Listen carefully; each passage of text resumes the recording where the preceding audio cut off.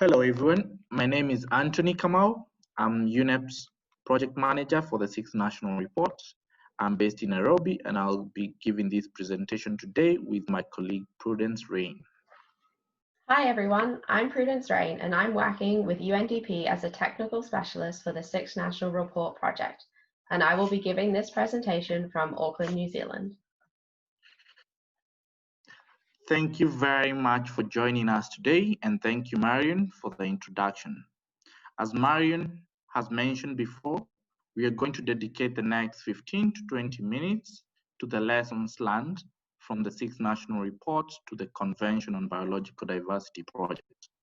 It is important to start the webinar by focusing on the 6th National Report project, to give a brief reminder of what the project was about, its objectives, but also understand better how we have worked with the small islands developing states and what lessons we can draw from the experience. So, to start, what is the 6th National Report to the CBD project? The 6th National Report project, funded by the GEF and implemented by UNEP and UNDP, provides support to 137 parties to the convention in preparing their high-quality, data-driven, and gender-responsive national reports. The goal was to support countries to produce their 6 national reports and submit to the Secretariat of the CBD. The national report not only focused on the implementation of national biodiversity and action plans, they also allow us to assess progress towards achieving the global Aichi biodiversity targets and related national targets. Also, they help contribute in the preparation of the 5th version of the Global Biodiversity Outlook and inform the development of the post-2020 Global Biodiversity Framework. The implementation of the project started early in 2017, late in 2017, early in 2018, with a few Pacific islands beginning actual work in 2019. And since then, our teams at UNEP and UNDP, together with colleagues from the CBD Secretariat, have had a lot from the SIDS and their challenges in monitoring and reporting on biodiversity. Most of the participants to the webinar today are aware of this project, since they took active part in it and received support from either UNDP or UNEP. So why do we focus on the small island states today, while the project is a global project? Out of the 137 eligible countries, 38 are SIDS and have received direct support from the implementing agencies for the past 2.5 years to prepare and in most cases submit their national reports. The SIDS are home to unique biodiversity and ecosystems, but also face unique challenges, especially when it comes to conservation, development, and tackling climate change issues. Under this project, the implementing agencies hosted 2 regional workshops for the SIDS. The first one was hosted in Apia, Samoa, back in 2018, September, while the second one was hosted in Bridgetown, Barbados, later in the month of January 2019. While the first one aggregated countries from the Southeast Asia and the Pacific Islands, the second one was attended by representatives from the Caribbean countries. During these workshops and during the one-on-one support and including during international meetings, we realized that the SIDS face similar challenges and often came up with the same solutions, and therefore were able to exchange best practices among peers. Here are group photos from the 2 workshops hosted with the SIDS in 2018 and in 2019. The SIDS play a key role in protecting and conserving biodiversity and ecosystems, and we should therefore learn from their experience and expertise. Indeed, the SIDS have some of the most diverse and unique ecosystems in the world. For instance, the Caribbean region has 10% of the world's coral reef and no less than 1,500 species of fish and marine mammals. On the other hand, the Pacific region is home to about 500 threatened species, for instance, Fiji's endangered iguanas. Island biodiversity refers to the unique variation of organisms in an ecosystem. This is mostly due to the isolation of islands, which result in greater concentration of endemic species. This biodiversity exists nowhere else on Earth, including flora, fauna, and microorganisms. Islands thought as biodiversity hotspots have been regarded as making the greatest contribution to global biodiversity proportional to their size, as they contain some of the richest reservoirs of plants and animals on Earth.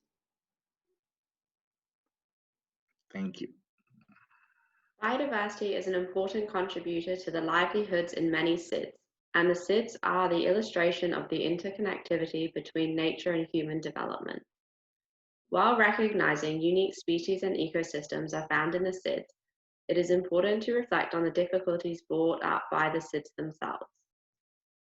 Indeed, not only are SIDS affected by economic and development difficulties similar to other countries, they also have their own particular characteristics that lead to specific vulnerabilities and difficulties, including their small size, remoteness, narrow resource and export base, exposure to shocks, as well as impacts of climate change, and more intense and more frequent natural disasters. We see today that SIDS are impacted by COVID-19, which have not only consequences on the population, but also on the biodiversity in the countries. Working from home has been for most colleagues a challenge, so we are even more grateful that you are here with us today. Based on this specific context and during the implementation of the 6NR, our teams were able to connect with most of you and collect a few lessons learned. 4 are displayed on the screen now. First, the achievements of national targets during the implementation of the MBSAP in the SIDS are measured against a baseline, which unfortunately does not exist in many cases, or is not collected and represented geographically. Second, there are significant gaps in biodiversity data in these countries, which contrast with the richness and biodiversity itself. SIDS are working on and need support to develop baseline spatial data before they can begin monitoring progress to achieve national biodiversity targets and ABTs.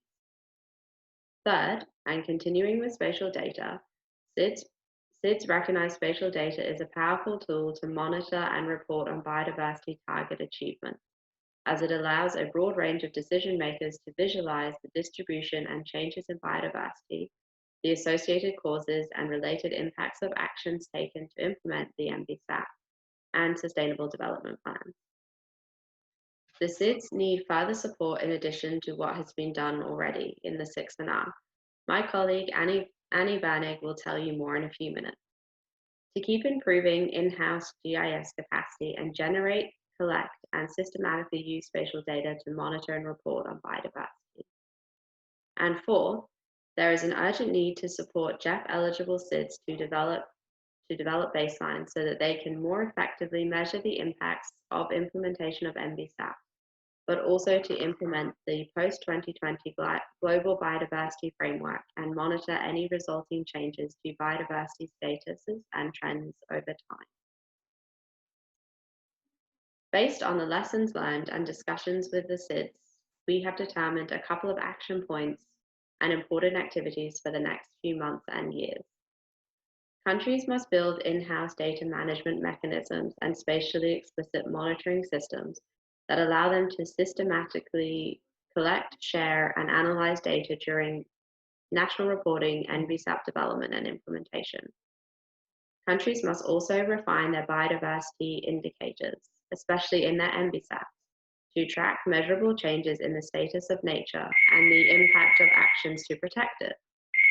The indicators should also better reflect the contribution of all stakeholders, including Indigenous peoples, local communities, and women, and ensure that all impacts are measured in a consistent way. Countries are also looking to obtain political support in accessing, sharing, and using spatial data for better decision-making. SIDS will and should continue to receive access to training and capacity building activities on spatial data after the submission of the 6NR, either to update their NBSAP or prepare the next round of national report in a few years. It will be important for the countries to work with data providers to update the NBSAP or prepare the next round of national report in a few years. It will be important for the countries to work with data providers to update global databases with accurate and nationally validated data, which will be used to develop the national baselines for biodiversity data.